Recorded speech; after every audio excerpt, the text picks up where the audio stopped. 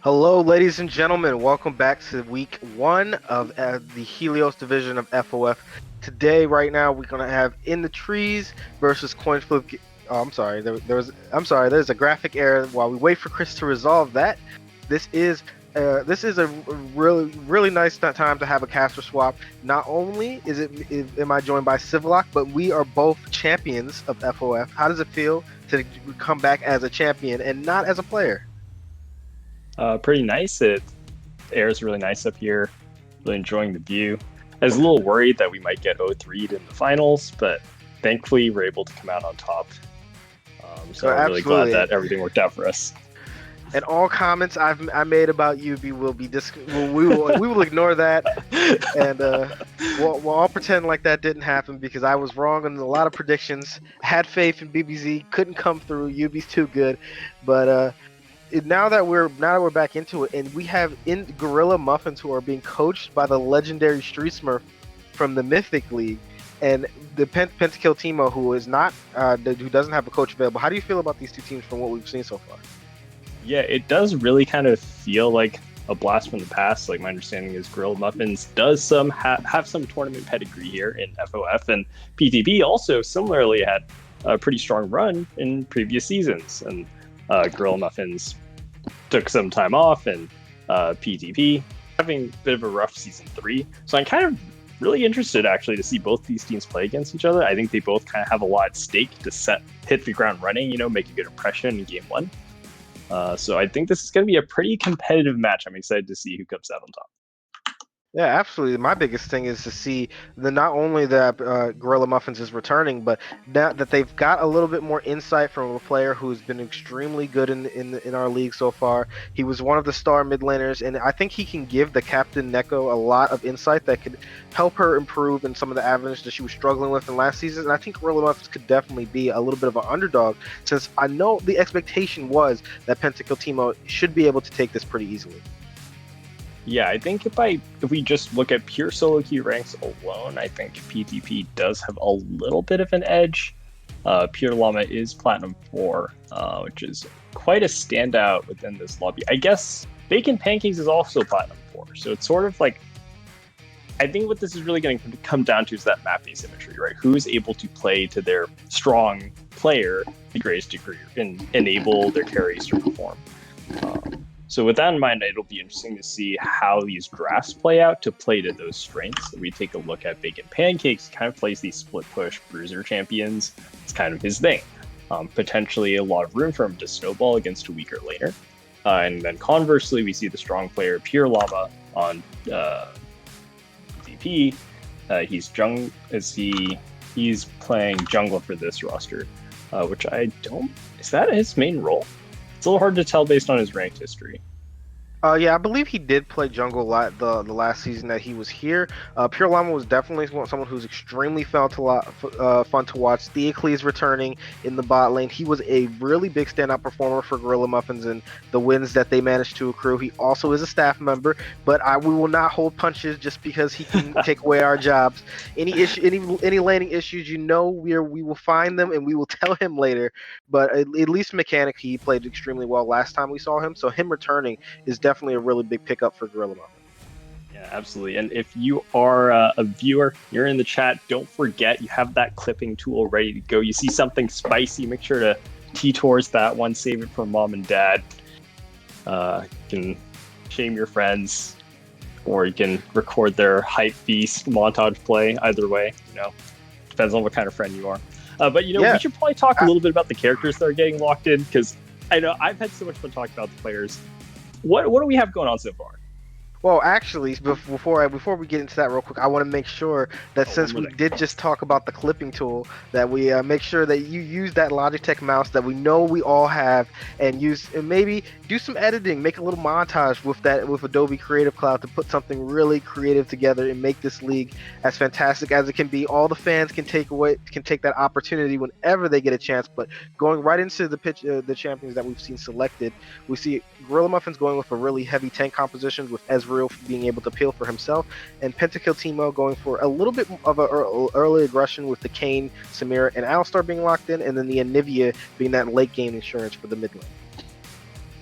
Yeah.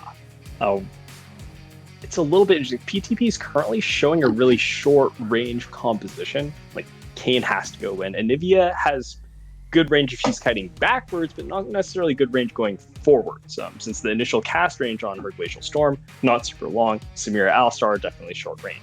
So there is going to be a bit of a range advantage on the other side for Gorilla Muffins. They have that Ezreal locked in, super safe, super immobile, can kind of mitigate threat of Samira in team fights. And then Urgot and Lux, it's going to cement this into like a longer range sieging composition. They have the Zac Leon to engage and set up the pick tools from the rest of the team. I wonder if Zac is going to struggle potentially playing solo frontline, or maybe the disruption is exactly what they need for all these range champions to kite out the Kayn and kite out the Samira. Yeah, Zac is a champion that relies really heavy on his CC and his healing to be able to sustain through fights. Now that Bacon Pancakes has taken his Urgot, he is the Urgot. This was his main champion that he played a lot of the previous seasons. So he plays that more of a frontline tank. So there is going to be a little bit more appeal for Theocles onto this Ezreal, but he's going to be basically on his own, and most of the appeal is going to be directed more so towards this Lux, who is extremely immobile into a very aggressive dive composition with Samira, Alistar, and Sion, who are all looking to go in close range fight. Yeah, this draft surprised me because my prediction was that maybe Bacon Pancakes would get some insane hyper carry, and that Pure Llama was going to be a central part of his team composition. So that's sort of true. Like, Urgot does a lot of damage. He can be a carry threat in fights. He doesn't necessarily scale the best, but he doesn't scale badly either. Like, he's just kind of good at all points of the game. And then, but it's also not something you really play around, right? Like, you're not thinking like, oh, like, let's all heal our Urgot, you know, right? So I wonder if like maybe Urgot is going to buy, even buy Hullbreaker and commit to the split push, or maybe he's going to commit to grouping. We'll have to see how that plays out. Something that I'm still kind of not sure about is this Kayn lock-in for Pure Llama. Taking a look at his solo queue, he's the highest ranked player on his team. So you'd think that he would want to play like a carry style, but his most played jungler is actually Ivern, which is maybe at odds with that. So I'm really curious to see how this new PTP roster shapes up, if they're able to channel a little bit more of that synergy. And so far, both these drafts actually look really promising. I'm impressed by both these drafts. Yeah, absolutely. And with the games being ready and the champions being selected, you know, let's wrap it up. Get into the game. I'm so excited to see who's going to take the first game. You know, there's a lot of momentum that comes from winning your season opener, and both these teams are going to be looking to pick up that first win as soon as possible. Yeah, it definitely sets the pace for your team, and it's almost not even about the points. Like League of Legends, you know, we all try our best to be, you know, dispassionate and objective when we're in the game, but let's be real, this is an emotional game. Your emotions change how you play. So there definitely can be a lot of like tempo sitting in your speaking of good impressions, that ward is that in the bush? No, that ward has missed That's not the right. bush. Yeah, that ward is not collecting vision. Yeah, no, that ward is not in the bush, so it looks like there was a saw error. That is a very difficult ward to hit, so not the biggest problem that it's not going to be giving the vision that's expected. But just going real quick to see if there's any odd summoner spells choices or anything that we don't typically see. We see Neko has chosen to take the Ignite. That will definitely give her a little bit more laning pressure than she otherwise would have. But and Lux does tend to have outrange the Ignite quite heavily. Lux is definitely a long range mage champion, so not taking that teleport could hurt a little bit later. But I kind of like the more aggressive option, showing that they're going to be looking for some more lane dominance from this mid 2v2 with the Lux Zac. I'm a little surprised that it's Ignite and not Heal or even Cleanse. Or even Barrier, but I think Ignite really implies to me that Lux wants to play for the 2v2 and wants to ignite Kayn to stop his healing in case he goes red, which could be very possible here at the Conqueror picked up. Yeah, absolutely. I hope that Pure Llama does opt into that blue Kayn. He has been really strong for quite a while now. Riot is actually looking to nerf him for that reason. It's honestly, he's one of the champions that he's held back a little bit just because of how his transformation works. But if that wasn't the case, he would be extremely popular even in pro play. So Kayn coming out so early is one of my personal favorite champions. I'm happy that Pure Llama has brought him out in the first match. Yeah, let's see. Someone's going to hit level 2 right about now on this melee minion. Are they going to play it? Not quite. Both bottom lanes are going to hit level 2. No one wants to fight to the death yet. So we're going to keep on farming Lux, building up a little bit of prio. Say that's... Yep. Ooh, Yep, the binding is going to land, but Lux. that's a lot of minion damage that Anivia did take on the back. So Neko is not going to be too upset, but she is looking to go for a 3-wave crash. But already Kane is going to be coming in for this gank, and that's just going to be a little bit of just showing that he's there and pressuring Neko off some minions. I actually really dislike Kane showing there. I'm not sure if we caught that, but if I remember correctly, I believe Kane started Raptors and went Raptor Red Krugs and then ganked mid, which is a little bit of an odd path. I feel like if you're planning on that you're doing Red Krugs Raptors so you can continue pathing downward, or you're doing Raptors Red Krugs reset for the component. Neither of those happened, so I feel like maybe that was an adapted decision based on where they saw Zach pathing, and Kane perhaps wants to match and contest bottom crab. Speaking of Zach, he is down here looking for blood. Alistar's going to get caught off. Cyberpole is going to get a good headbutt that's going to cancel out the Elastic String Shot. He has flashed away, and the Guardian is going to come in to prevent any extra damage. So Alistar is out. PTP. Now this is going to be Black Venom in trouble. He's going to be forced to flash. That is 2 flashes coming out. The Ignite's burning, and he's going to drop. That's going to be first blood collected up by Cyberskull, getting engaged on, but turning it around with some good fancy feet to prevent Zach from getting any damage out from that Elastic Slingshot. Wow. Looks like Biggest Deakus really turning around there. He is, I guess, on paper outclassed by his lane opponent, but he actually builds early prio against an Urgon, able to get that teleport off, loses. Yeah, but he's going to get binded. One more auto, and the Ignite's going to come through, so that's going to be the dubstep picking it up.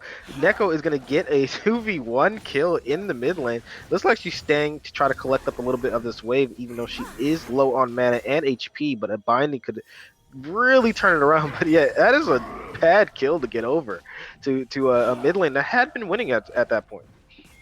Yeah, I didn't even realize that someone could die. Oh, and that's going to be the binding. No. Is Anivia just going to drop too? Both these champions are super low on mana. It looks like Anivia probably doesn't even have enough for her full combo. Looking. And Trulax is going to opt out. This mid is a lot of pressure going down. I guess at the end of the day, it's pretty much even. So Sign gets the teleport bottom. They secure the kill bottom side, but unfortunately it does go on to Alistar. I mean, you're not that happy, but it's kind of whatever. But because Cyan dies crossing mid, it kind of changes the mid lane momentum. And Bacon Pancakes has had a lot of alone time on the top side. He's gotten to farm those waves safely. He should have an EXP lead, and now he has a slight component advantage with that pickaxe going back to the lane. So I think Biggest Deakus is potentially digging himself in pretty deep. He sacrificed resources, he teleported for his team. We'll see if he's able to stabilize in this 1v1 or if he's going to continue to bleed out against Bacon Pancakes. Yeah, he is not. Is going to collect up a plate, so that is pretty decent for him coming back into lane, getting a full shove. And Urgot missed a lot of minions coming back to lane, so that experience disadvantage is going to be negated just a little bit by having that good wave shove and just mismanagement of the reset timing for Bacon Pancakes, not getting full advantage out of when he was going to take his recall and be back to lane in time. Yeah. So I think for the brief moment, we're having a slight tempo advantage for the side of GURL, but I think PTP is going to look to play around this Kane, who's up an enormous amount of farm, almost doubling Zach's farm at this point. Zach will catch up a little bit after Wolf. And that's going to be the binding. Black Venom is going to be knocked in, going to be in a little bit of trouble. She is so tanky. Leona takes a lot of damage to go through it. Samira is not going to be able to put out enough. And a good trade on the side of Cyberskull, getting that headbutt knocked in onto Leona, forcing her to walk out and not being able to get any real damage in return. So well done on the side of Team PTV's bot lane. But that's even in the top side. Biggest Deakus is taking a bunch of damage. He's marked up and he is going to get launched into the chomper pretty soon. Or it looks like the ultimate is going to prevent the knockback. But now Neko is in trouble. They're fighting all across the map. She's still slowed and there's not any follow-up to really get onto her unless a flash or a headbutt is going to come through. But it looks like she's just going to be able to clear this wave and prevent any more damage going onto her tower. Yeah, you think that the one kill into Alistar onto the enemy support wouldn't make such a big difference, but actually GURL having a hard time playing around the weaker Leona. With that experience deficit, Venom was actually level 3 to Alistar's level 5 during that fight, and that just doesn't work out for you if you try to trade like that. Yeah, absolutely. Alistar is a traditional counterpick into Leona. He has a decent matchup into her, and he's one of the very few champions that can match her tankiness, especially at level 6 when that ultimate comes through. But that is going to be the ultimate coming from Neko, who is getting a bunch of damage onto the Anivia. She's in the Oh, egg. is that Is she going to enough? have enough to pick it up? The Ignite is through, and Neko is going to get a solo kill onto Gravio, doing everything herself as she's gotten 2 kills in the laning phase and really putting her team out on a decent pace. Yeah, Neko really justifying the ignite there. I was questioning at first, but hey, you make it work. You get those kill conversions, and it ends up being critical for that solo kill to burn through the egg at the end of that rotation. So another kill for Lux. She will come back to lane with Lost Chapter and Anivia on the other side, only on the Codex, which is the Anivia items are really miserable. You don't have tier, you don't have chapter. You're really going to struggle with wave clear and mana management for the next few minutes. Yeah, and big us Neek, geez, Big Dust Neek has spotted the True Lax and Black Venom onto this Herald. They are going to be taking a lot of damage. That is going to be True Lax getting quite low. It doesn't seem like they're going to be able to complete this, as Bacon Pancakes is going to be trying to walk out and kite away from the Anivia. But yeah, it looks like they're going to have just leased the Herald over to PTP, but it looks like Zach's Steal. come in. That's going to be the Smite steal. He's going to get the healing. Shrulax has managed to pick up the orb, and he does still have passive available. He's going to be flashing out. Really well done, but Black Venom has chosen to still fight. Gravio is taking a bunch of damage. He's going to be dropping. Pure Llama is exhausted, and he is stunned up. The last auto is not going to pick him up, but Bacon Pancakes is going to be able to grab it with the flash, as this could easily be a double kill picked up from the Team GURL top laner, who are just coming out and smashing it. Wow, a brutal and decisive play in favor of GURL. You take a look on the bottom side, they've committed the Leona to roaming topside. They have the 2v1 bottom, but because it is Ezreal, they can't die him. They don't exert any threat. The waves are not in position. So suddenly, there's an extra man on the top side of the map for GURL. They leverage the man advantage, and they get the Rift Herald steal. So they walk away with the whole farm. Yeah, absolutely. That Smite steal was big. It gave Trulax so much HP, and when he was able to survive all this damage a little bit more, and he could have been dropping, and maybe that would have been able to change it, but they would have been in trouble anyway with Leona being able to stun up the Anivia with basically no damage that came back out. And that the big beneficiary for this is going to be Bacon Pancakes, who got a lot of gold in that last fight. And so it kind of feels bad for the topside PTP. It's like you're fighting for Rift Herald and like, hey, where's my team? It's 5v3 because Ezreal even lands the cross map Arcane Barrage and clips a couple members of PTP there. So unfortunately, though, like if you're a PTP, you have two guys bottom. Oh, Like there's Beakley's just is no spotted. way. He is going to get knocked up a bunch of damage, and that's going to be the Ignite dropping, and that is going to be Vano picking up a kill onto Theocles, who got a little bit over aggressive, trying to go back to that tower without the Leona showing it. Black Venom has not taken his recall yet, so he could have been bot, but it looks like the call was to just get their Herald down onto Anivia, who can be very difficult to push into. Yeah, Theracles does go down there, has to commit both sums, and eats up everything from the opposing bottom lane as well. That's heal, flash, ignite, flash down from Samira Alistar. But Vanel's going to be very happy with that kill, can maybe start accelerating, and Theracles is down quite a lot of farm and will be down tempo.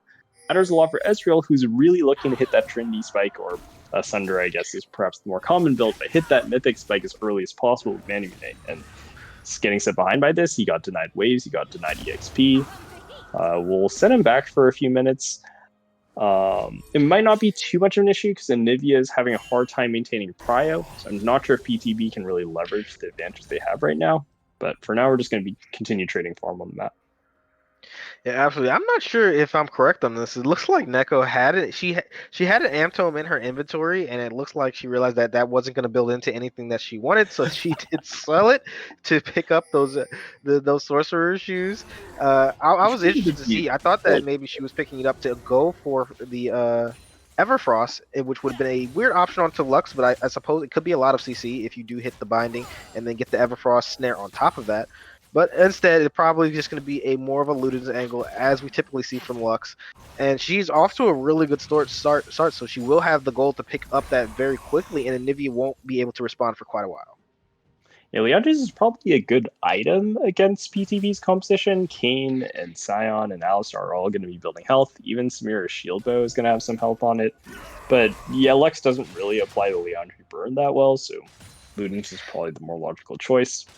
Totally Yeah, and get she's a it. really cooldown reduction dependent champion. Like more so than the majority of mid laners. She's basically useless without her cooldowns, and she does have extremely long ones. So just getting that extra passive from the Ludens is really important for her. Yeah. Although, Up and hold that here we thought, go. as Zach. Trulax is gonna land the arm onto Gravio, but he's gonna be able to walk away. So not much pressure coming out onto this Anivia, who's been able to wave clear quite safely and pick up quite a bit of a CS lead onto Neko. Yeah, Bacon Pancakes is continuing to trade farm against the Scion, which I thought the Scion would be a little bit further behind after he teleported bottom and then died on the way back through mid. But he's actually been able to stabilize pretty well for the most part, has his bombies and is able to wave clear defensively. But we're going to have to see what happens with this dragon in 18 seconds. PTP is in position. They're looking to play for this, and it doesn't really look like GURL have control yet. Going to be a bit late to the pit. Yeah, the dragon setup is already being done by PTP. They've gotten the wards into the red side jungle, so they're going to be able to see if Team GURL chooses to walk in that direction. They also have teleport onto the Scion, so I expect this is a fight that they would be wanting to take on the bot side while they have that advantage. But it looks like they will be going for this anyway, as Team GURL is going to go in. The stun's going to be landing on Samira, who's taking Kane, who's taking a bunch of damage. Purelana is going to go into his ultimate, and he has not dropped yet. That is a bunch of follow-up coming up. Neko is going to pick up Purelana on one side as the other side continues to fight, and Vayno has dropped as well. Neko is getting a lot of damage and is kiting it out. Cyberbull's just going to die. That's going to be Neko picking up a double kill as she's continuing to put out so much damage. Gravio is now going to be in trouble and is in the passive. Are they going to feed her the triple kill? And yes, they are, as Neko has grabbed a multi-kill, and even on the top side, a solo kill was grabbed by Bacon Pancake. Yeah, Urgot landing that ultimate and just tags him a couple of times, sucks him in. There's nothing that Sign can do anymore. Although, did he have ultimate available? I'm not actually quite sure. I believe that if Cyan ultimates away to stall out the Urgot ultimate, the Unstoppable should prevent the activation from occurring. But that's kind the of a weird Unstoppable interaction. prevents the suppression. Sure. Yeah.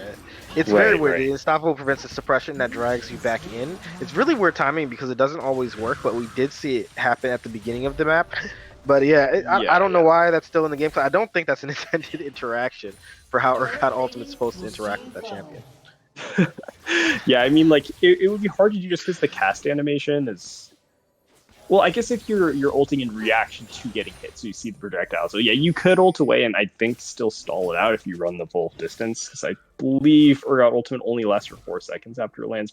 Anyway, that kill gets confirmed by Bacon Pancakes, and really it's just a decisive win all over the map for GURL. They get the kills, they get the dragon, they pretty much get everything they could have hoped for. Yeah, it seems like they definitely have gotten a really comfortable composition for themselves, that they've managed to win basically every fight so far. And with Lux being so far ahead, Neko having an extremely well game in her return back to FOF, this is going to be quite a bit of struggle because Anivia doesn't get this matchup doesn't get any easier for Anivia. She gets outranged quite heavily by a Lux. Yeah, I think it's going to be really problematic because not only can Anivia not really deal with Lux, the whole composition of PTP is fairly short range. They're kind of just alpha striking with Samira, Alistar, Scion, Kane simultaneously, right? You have all these short range champions hitting their front line, blasting through Zac, right? And they're looking at Samira reset. But now that Lux is really strong, if they're not getting that engage right away, they're going to have to dodge Lux binds forever. And if she ever lands one, someone's going to get chunked to like 25% HP or just straight die if you're Anivia or Samira even. So they're going to have to think of a way to engineer a team fight and find a pick so that they can get around this Lux who's just going to shove waves in and look for poke. Yeah, absolutely. And honestly, I'm just waiting for Neko to go back to base and see if she grabs up the Book of Doom, ready to start stacking up that Medjai's. It's honestly a pretty core item on Lux, as the cooldown reduction you get from having max stacks is really important to her.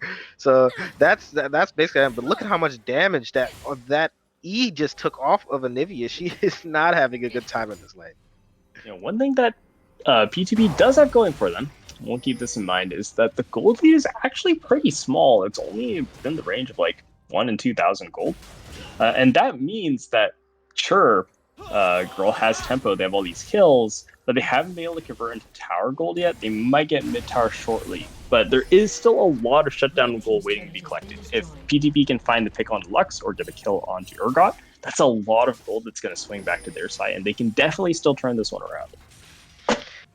Yeah, it looks like, and it's also important to know that the majority of the gold advantage is sitting on Neko and Ho, and that is basically all in her pockets, as the rest of the team probably is relatively comparable to their lane opponents. They will be picking up a decent influx of gold, having grabbed that mid outer, and now going for the top side. But as they continue to push, and this Herald isn't really going to get any damage out, we gotta hope that they have done their due diligence, and this isn't going to turn into a disadvantageous fight. Good Pancakes is going to shove in this wave with the Herald. Black Venom supporting that play on the top side, but meanwhile, it doesn't look like PTP wants to give this up. They are outnumbered on this side of the map. Both their carries are present mid, but they're committing to fight for this. GURL doesn't want to push their advantage. They're going to go home, be happy with the Herald crash, and maybe back to Thurgles, who's trying to defend mid tower. Yeah, absolutely. And that is going to be PTP. They did get a mid tower in response, so it is not the end of the world. The Neko's ultimate did bait out the Alistar ultimate, so they're going to be not wanting to fight until that is back up and available. Dragon is up in a minute, so I do expect that to be the next location for the fight, as now Team GURL is looking to get the vision down and prepare for this next objective. Taking down now. We have the dragon spawning in 1 minute, so I really like what GURL's doing here. They're resetting now, so they can spend their money, not throw, show up and regroup in the pit and start establishing vision. And PTP is going to catch wind of this and try the same thing, but because they're going to be slightly later to the pit, it's going to be dangerous for them to face check in the river, especially against Lux, who can run a one-shot anyone through the fog.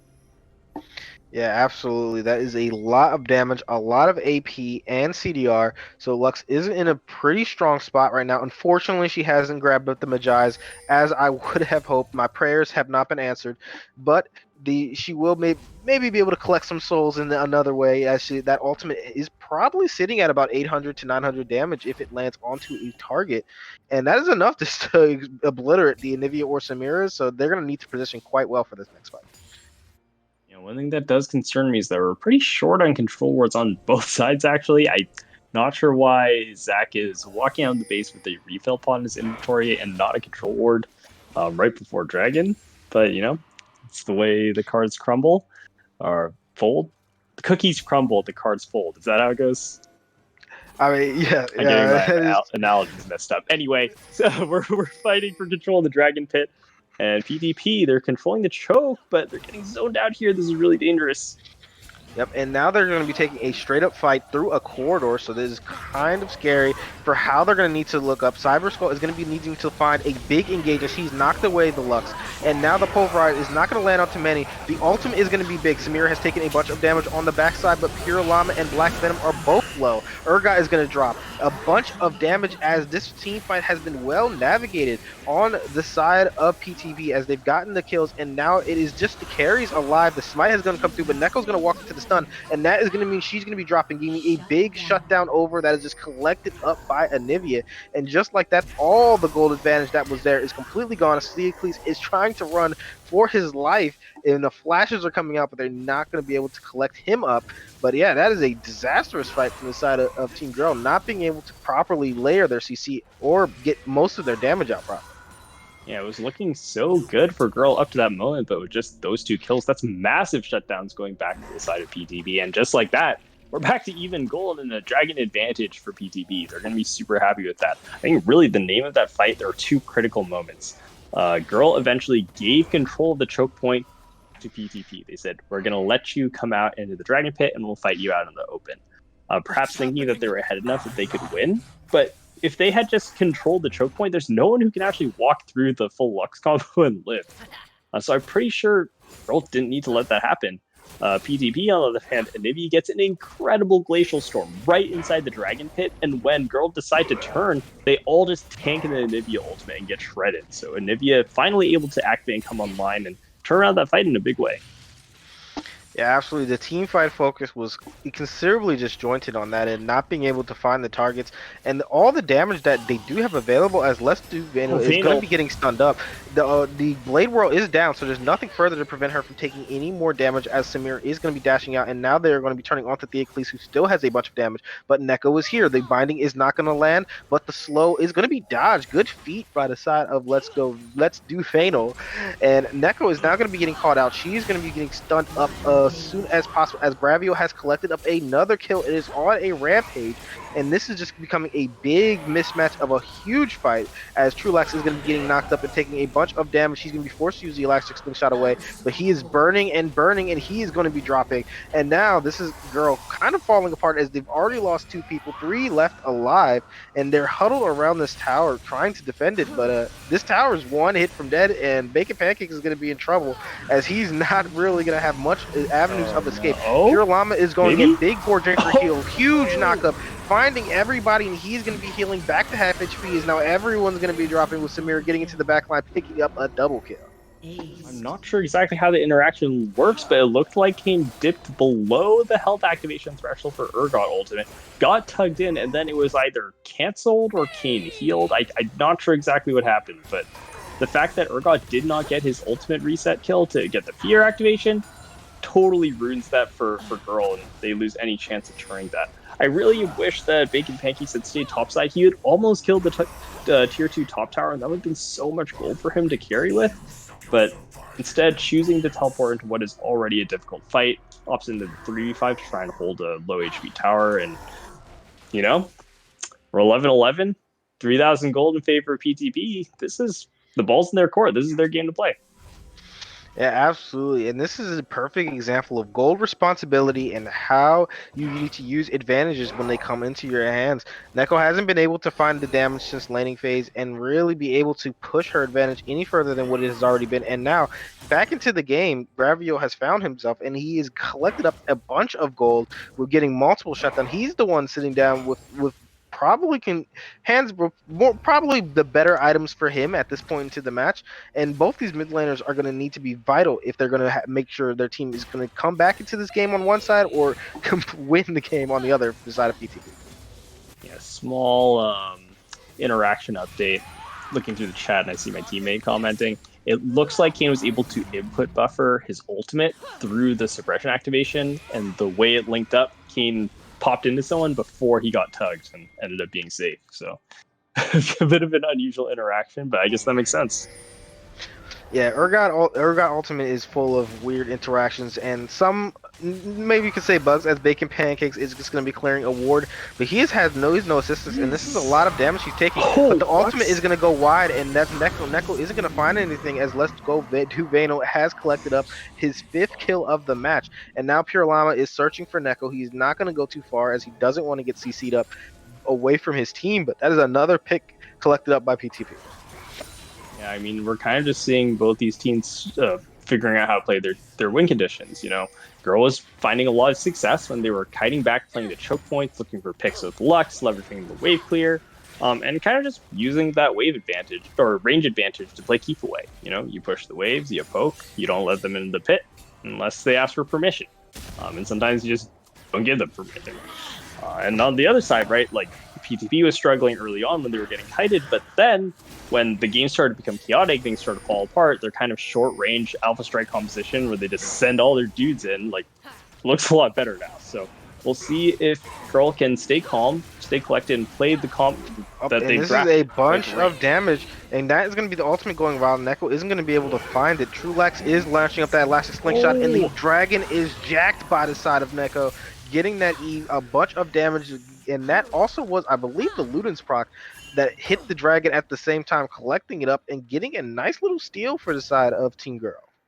Yeah, that's actually a huge tempo swing, because even though they're behind, they don't really get outscaled, and I'd say that PTP really wants to start stacking dragons to get to soul point or really pressure and start to threaten an end to the game.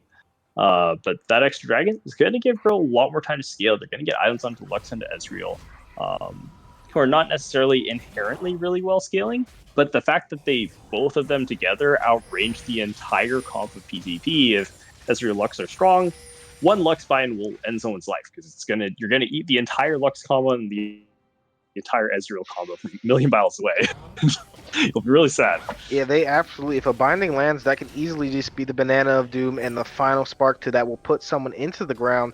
This Baron is just going to be the next objective that both teams are going to be looking at, as Team Girl is trying to get some control back over their blue side jungle and prevent any more picks that have been kind of their error of ways in the last couple of months. They're now setting up for a fight. Truelox is launching in the elastic slingshot, but he's going to be blocked up Oh, by a beautiful wall from the side of Gravio, and now he's going to be stunned in the ultimate and taking a bunch of damage. The final spark is going to go wide as Zach is in his passive and he's not going to make it. A huge 3-man knockup has been found, and now they are all on the run. Black Venom is taking a bunch of damage. The Samira ultimate is not going to do much as she's gotten rooted, and his life has been saved by Neko getting a root, preventing Samira from being able to get any further damage onto Black Venom, but that was another lost team fight on the side of Girl. Griffel having an insane wall pair stops the Zac dash by displacing him out of it. That works only if you place the wall exactly inside Zac. You can't place it in his path. So really precise mouse movement there from Garbiel to secure that. It ends up winning the fight. It looks like we're going to fight to the death, but it's actually only just Zac dying off of that as effectively a pick. I mean, everyone's there to watch him die, but everyone's ranged. No one can go back in to help Zac. He's stuck. Yep. Absolutely, we'll and now we have a Baron. team fight. Gravio has taken a bunch of damage from the Lux combo, as now Cyber Skull is going to be looking to body block as much as possible. Neko is stunned up on the side. That is a huge amount of damage following up, and the smite has coming through. Now that everyone is going to have to run. Let's see how many people are going to be able to drop and how many people aren't going to make it. Les Duveno is the first one to die, as he has not managed to find his way out, and then that's going to be the root locking up Sion. Sion is going to be dying too. This is a chase, and there is going to be more that's going to have to be found by Team Girl if we're going to try to collect this gold advantage, and it looks like the chase is still on. Truelox has taken a bunch of damage, but Gravio is going to put him in the ground, and a turnaround kill as the Anivia just walks away. Swag Bird walks away and prevents any more things from occurring, as Pure Llama's kind of looking for Neko. I'm not sure if he's going to continue on this avenue. He's now taking a bunch of damage, is going to be forced to flash away. Yeah, it's really a back and forth here. PTP getting the Baron, so I'd say they come out slightly ahead, but the fact that they end up dying off of the fact that it's going to delay their Baron counter push, and they do end up losing both tier 2 towers in the top and middle lane. Theocles is going to take a bunch of damage. The spectator did not show us the stun going off as Gravio is being forced to flash. But he's Anivia, so you're flashing with no stun or combo available, and this is going to be a wasted flash on the side of Gravity, and Black Venom is thanking his lucky stars that he did not find himself on the gray screen with all this damage this Anivia does have. And I don't know, this game has been the battle of the mid laners so far, and it looks like Gravio has come back from kind of a abysmal laning phase. Yeah, had to recover from Sion, unfortunately donating a kill in mid on the way back home. But yeah, right, this has been mid-city so far. Both Neko and Grubiel pulling off insane spells and insane damage in these team fights. Who would you say is ahead right now, Fat? I'm actually really not sure. I guess I think I'd rather be PTP in this situation, but it's hard to tell. Well, Gravio definitely does more consistent damage, and the nature of Lux and how important her combos is. It's really difficult for her to cook out as much DPS as her gold may indicate, just because she is skill shot reliant and is dependent. But now this is going to be an ultimate going on as Sion is completely into the base, so he is going to be drunkenly trying to walk himself away and is not going to find himself up. And into the grinder you go. You have died for your sins, and frankly that is well deserved, as that's going to halt the Baron push and prevent any further towers being broken from the side of PT. Sion overreaching there a little bit. Not anyone else can go ahead and tank the tower to go after him, especially not through the threat of Lux. They will get to the Dragon Pit first, but Burgon does have TP. It's going to be a man advantage if he chooses to commit that for Girl.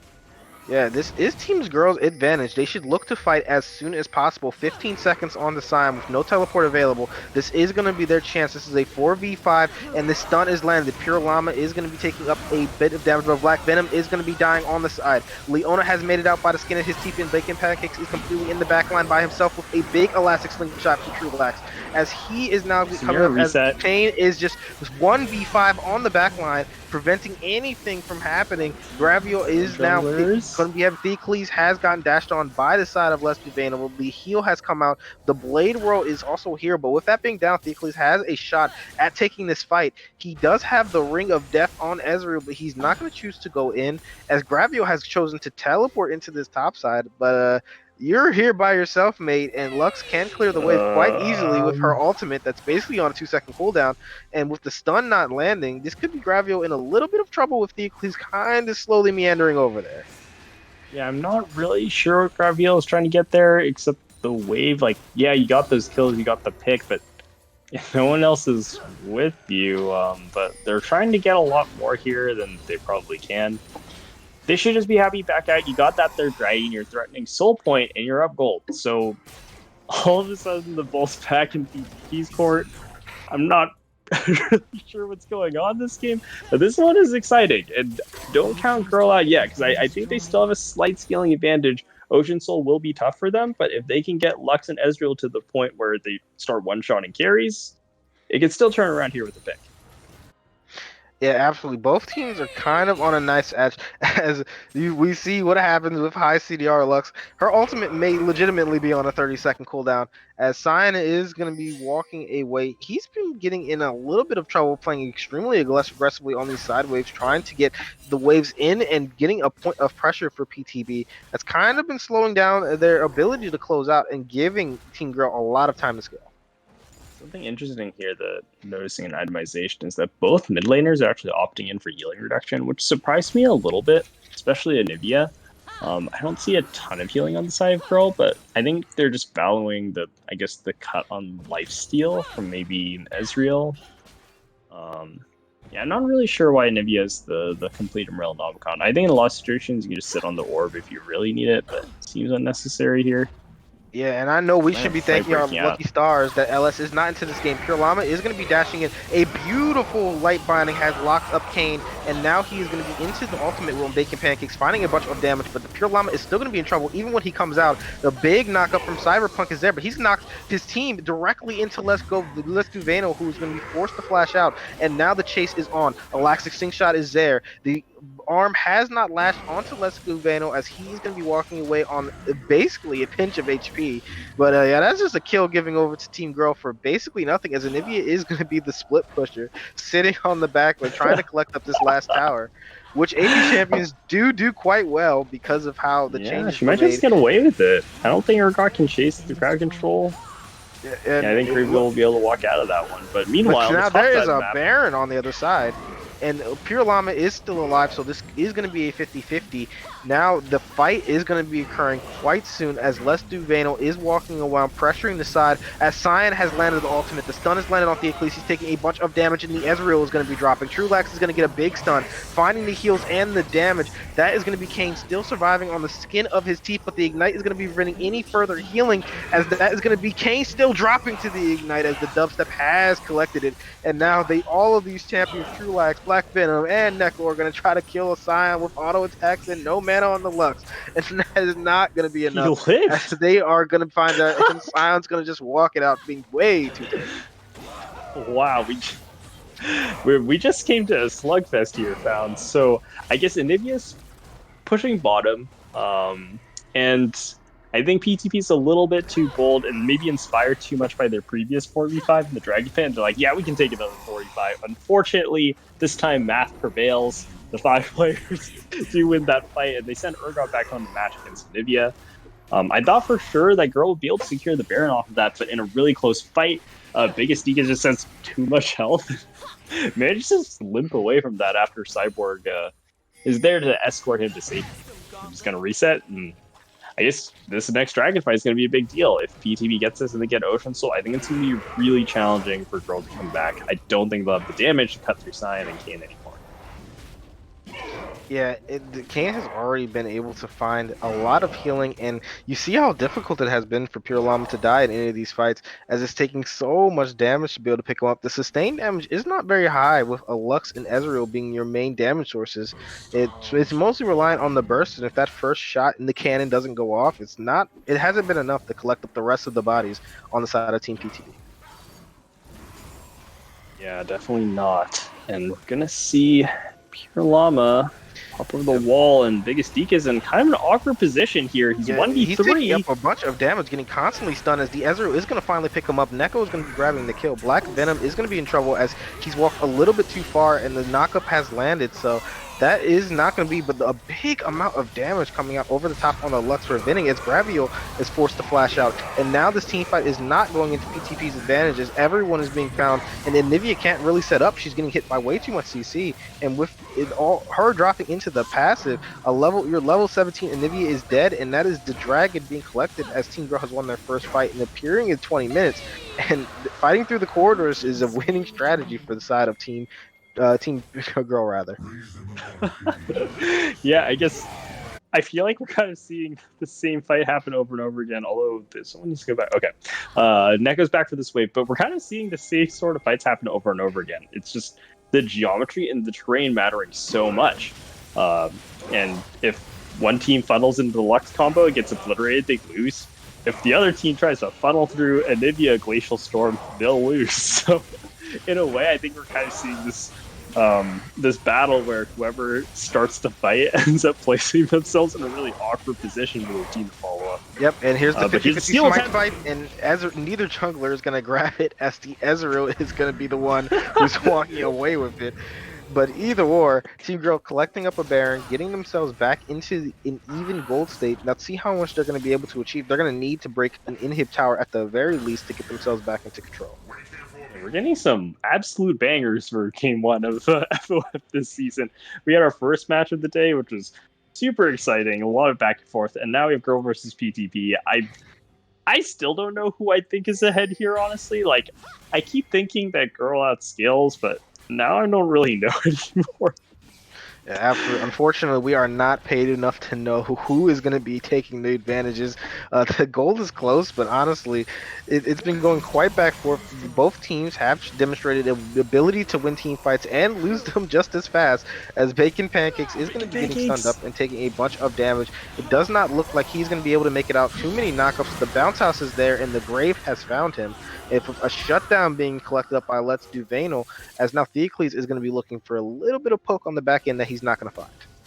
This is a chance for PTP to come back in a big way. They have the supers pushing down bottom lane, so they have cross-map pressure. I know they're pushing against Baron, but with the man advantage, maybe they can make something happen. And Nivea pushing through the top wave while they send 3 into mid. Yeah, 30 seconds left on Bacon Pancake's timer. He has teleport available when he spawns, but this is kind of an abysmal Baron push. Getting shoved in on all 3 waves when you have Baron is not a good sign for how you're going to be able to close the game out. But they do still have a little bit on their Baron timer left. If they are able to get a mid push with Bacon Pancake spawning with teleport available, that is going to be a good sign. But since there's no teleport on the Lux and that's their main damage, they're going to have a pretty hard time getting all these lanes shoved out to even get a point where they can siege a tower. Yeah, PTP, they totally shut down the GURL's Baron power play. Basically, the GURL has nothing to show for this. All except, I guess they respawn their bottom and hit back, but you want to be getting a lot more than that with your Baron. And we're reaching this weird part of the game where, GURL was supposed to outscale because at the 4th Dragon Soul fight, Ezreal and Lux should have really effective items and outrange the carries on side PTP. But we've gone so far past that point where I think Samira is actually getting the edge over Ezreal again because she's able to itemize edge, she's able to build crit, she's able to get Lord Doms, and Ezreal has a hard time competing with the multiplicative scaling of crit in the super late game. So yeah, Ezreal will be very safe and you'll still do a lot of damage, but I think the threat of Samira is getting higher and higher as the game goes on. It just takes one reset to totally open up the map. Yeah, absolutely. And as Ezreal always says, it's all skill. And Team GURL is going to have a lot of it because a lot of their damage is skill shot reliant. They have 2 champions that are heavily burst dependent and really need you to be landing those Qs. And in Lux's case, E's also. And frankly, when that happens, they win, and when that doesn't, they lose. So we'll see if Team GURL has enough in their bag of chips to manage to pull out a win, or if PTV is going to find too much damage and just kind of brute force them to win the game. Speaking of inspiring Ezreal quotes, sounds pretty dangerous. Might be going in. Sion looking for maybe something. He's there, so I don't think he can ult to set up a fight. But maybe you should be looking to reset TP, because if they get full mana Scion Oh, here, they can this potentially big die. binding. Cyber Skull is going to be close to dying as that's a bunch of damage, and Oh he's going to be no. finding himself. But the ultimate is going to prevent him from getting executed, but that's not going to prevent the drag. So a pick onto this Alistar is quite big for being able to get some lane control back. But you see how fast Anivia just obliterates that wave, and if you're not going to aggressively push, it's going to be very difficult to shove out. Yeah, Cyber Skull thinking that they're safe and that they can just walk out of that one, still having Flash and Ultimate available at the start. But I think GURL really, they line up all their poke perfectly. Ezreal, Lux both combo. And Cyborg Skull actually gets chunked out way faster. I think if Alistar had ult at the very beginning, he could have lived. But unfortunately, I think for Alistar, GURL is super clean at comboing their spells together, and Neko and Theracles, they just chunk him out right away. Yeah, the Ash damage is very important as now Pure Llama's getting caught out. He's going to be forced to flash a bunch of damage. If he drops early, this could be very big for the side of this team fight. But Theocles is going to be in trouble. That is going to be Black Venom getting caught out on the side and is not able to put into it. Let's Go Vano is on the opposite, and now they are going to be funneling through. Gravio has made it through the choke, and the Neko is very low on mana, so she has a very little amount of spells to be able to. You saw how much damage that 1E landed onto Samira that almost chunked her out. You can easily tell a full combo would be Let's Go Vano's life. So now she's going to need to be very conservative with her positioning if she does not want to instantly die to a Lux combo. But this is Soul. Either way, somebody is going to be getting it, and it's going to look like it's going to come down to either a steal or how much poke can land on the side of Team GURL. Up here we go. Trulac is looking and he's trying to find it, but the stun has landed on it from Anivia, preventing the elastic slingshot. But that also means that the flash is going to come through, and Samira is going to be the one who grabbed it. Trulax is going to be taking a bunch of damage on the side and forced into his passive as the ultimate from Urgot has dragged over the wall, but the big GA is going to prevent Let's Go Vano from dying, and now the fight is continuing. The Nico is on a killing spree. Let's Go Vano is not having enough damage, but Ezreal is going to find it. He's dashed in to pick up the kill, but Pure Llama has grabbed it, and Gravio has grabbed another. So this fight is going to be going into the side of PTB, getting the objective and the kills, and now the ultimate has come out from Neko, but is not going to get enough to prevent anything further from happening.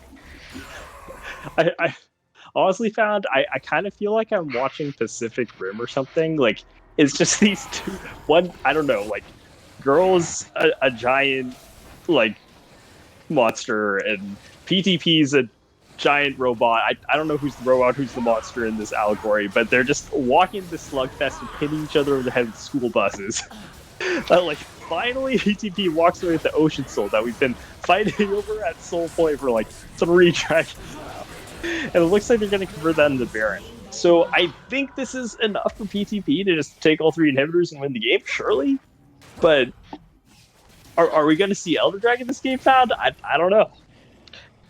More than likely, trying to push into a Lux Ezreal is not advisable, as you saw from the last push. Cyber Skull learned that if you get binded, you basically die from 100% HP, even if you're a tank. So it's going to be needing to be very well executed, and they're going to need to mark Lux and prevent those skill shots from landing in any portion. But you see, Neko is not upset about her position in this game. She has the Hat of Death in the inventory, a bunch of cooldown reduction and magic penetration, with the Void Staff being the last item that she's going for. Honestly, if she goes back to base, she already has a blue pot, and if that ultimate lands, that is a huge amount of damage, and that easily could just be Let's Go Vino's life or someone else who is easily squishy. So we're waiting to see if who is going to be picked first, which has basically been the tale of all the time. As Gravio is in a side lane by himself, who is going to find himself easily into the ground as he's trying to count it out, but the passive is going to be there, and that is Bacon Pancakes picking up a shutdown onto this Anivia, who has been the main damage source, and yet again, the pick are what caused this game to last forever. Yeah, I mean, I think it's just a byproduct of like both teams having a lot of CC, and just I think there's just not a lot of vision left on the map, because now that people are hitting full build, now you don't even have room for control wards. So at this point, it's really gonna line up put all our chickens, line up all our chickens, and run each other. It's gonna be like some American Revolution stuff. Like we're gonna line up with our smoothbore muskets and just fire volleys in each other, I guess. Like. So I think at this point the time for subterfuge is over. If there was ever a time for subterfuge in this game, we're just gonna fight to the death for GURL's life in their base, I guess. But here we go. I mean, at this point, that's basically the only answer, as there's so much damage, but not a lot of bursts coming out anymore. And just look at how tanky this Scion is. Any hope of killing him is basically gone at this point. Neko has been hitting him for quite a while and is still tickling the shield, so we're still waiting for that to break. But at this point, it's very difficult to kill anybody, and as long as you're not playing super over aggressive, it's very difficult to die either.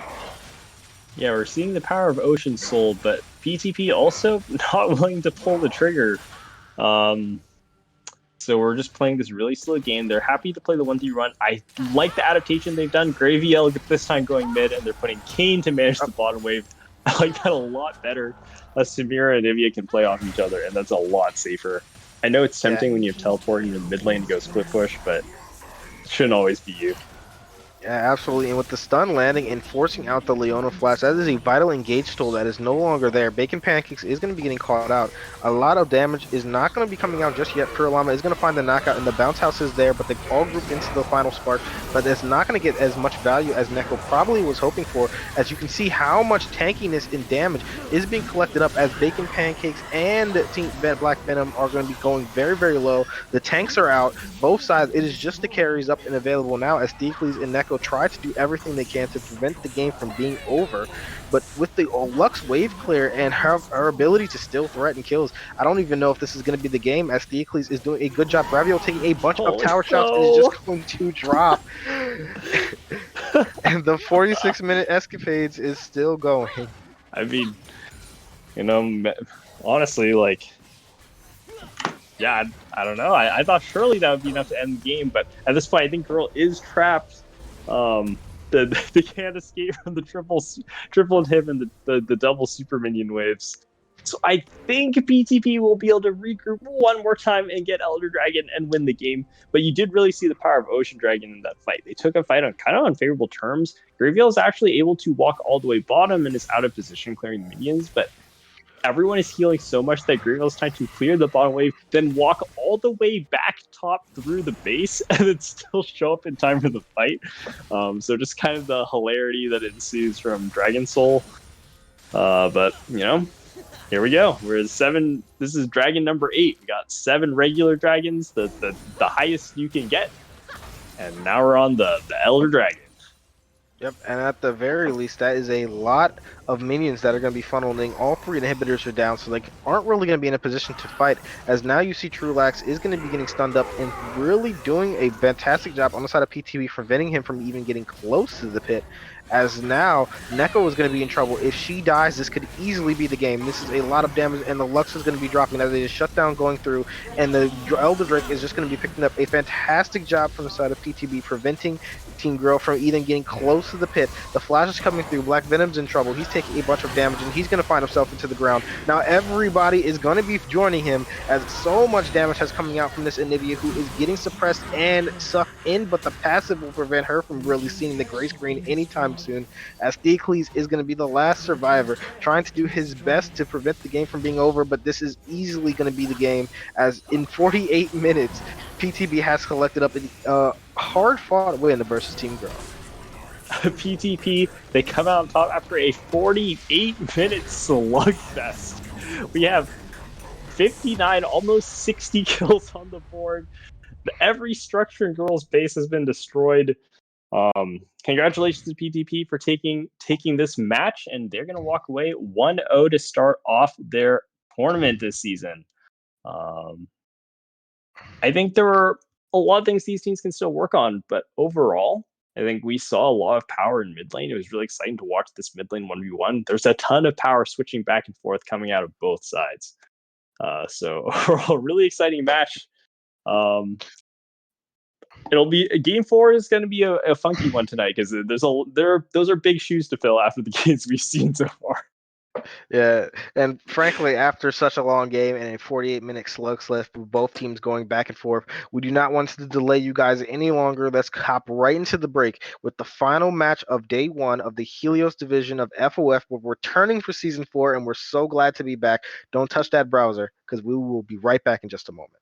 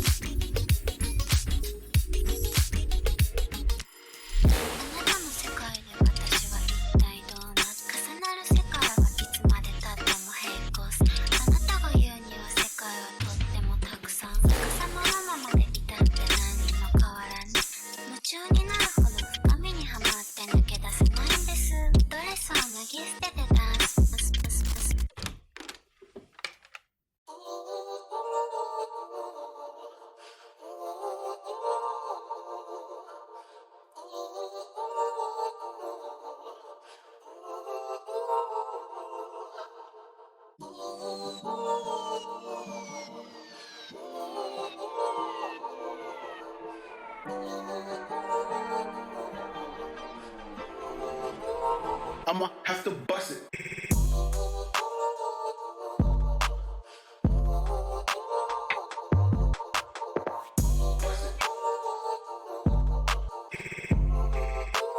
I'ma have to bust it.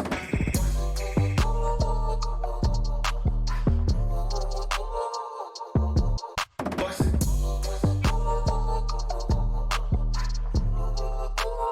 I'ma have to bust it.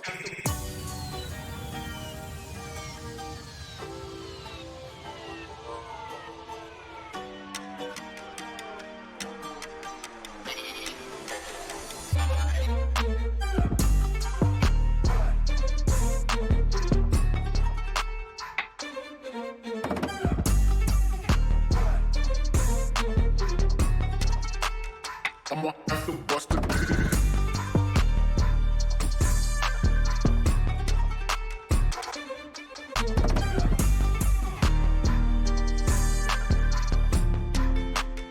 I'ma have to bust it. I'ma have to bust it.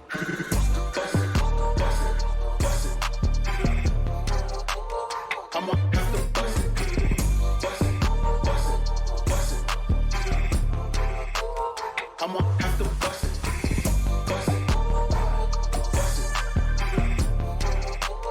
I'ma have to bust it.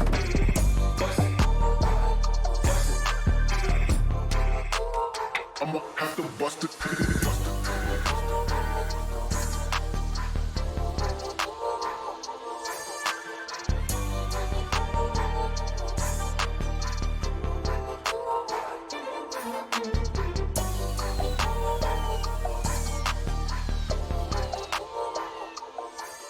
All right, folks, that was a bit of a banger for Game 3. Welcome back, everyone. I am joined for this third interview by another rookie of the league. I'm joined by Cyborg Skull, the victorious Alistair in support for Pentakill Teemo, please. Let's hop right into this. If you could illuminate me a little bit, Cyborg Skull. As I said, you're new to the league. Welcome. And just a little bit, if you give us some thoughts on what it was like, coming into the league, accepting, the invite, I'm assuming, to join PTP and just getting ready for the season. Yeah, hey, how's it going? So basically, I was looking to play competitive fives because it's another part of the league game that I wasn't getting in solo queue. I've played since season 2. I don't know, it was fun. Like we played a couple of games last week. Just started playing with these guys last week. So, and then the actual process was pretty good once I got all the links. Yeah. Yeah, I think that's a lot of what brings people into the appeal, rather, of this league is like, hey, it's a little bit more spicy than just rolling into fives flex. It's like it's an actual preparation, and the idea of just being super organized, and everyone that you're going to go against is going to bring that same fire, and we definitely saw that in this game with you guys going for the 48-minute banger on that one. We didn't quite get the hour-long banger, but we'll take it. We'll do it for you guys next time. There we go. Yeah. So let's talk a little bit about this draft. This is another Samira angle that we're seeing in this game. So it's rearing its head back in the league. You were on the Alistair.